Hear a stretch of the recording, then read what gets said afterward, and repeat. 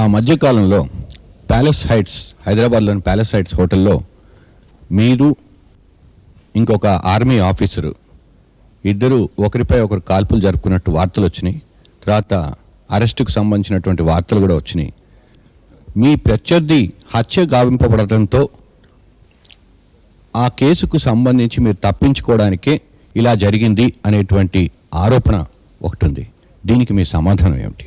ఆ సమయంలో అక్కడెక్కడో కడప జిల్లాలో ఏదో జరిగింది కాబట్టి నేను ఇక్కడ ఏలిబి కోసం అని చెప్పి ఏదో ఏర్పాటు చేసుకున్నాను అని చెప్పేది కదా మీరు అడిగేది సమస్య, క్వశ్చన్.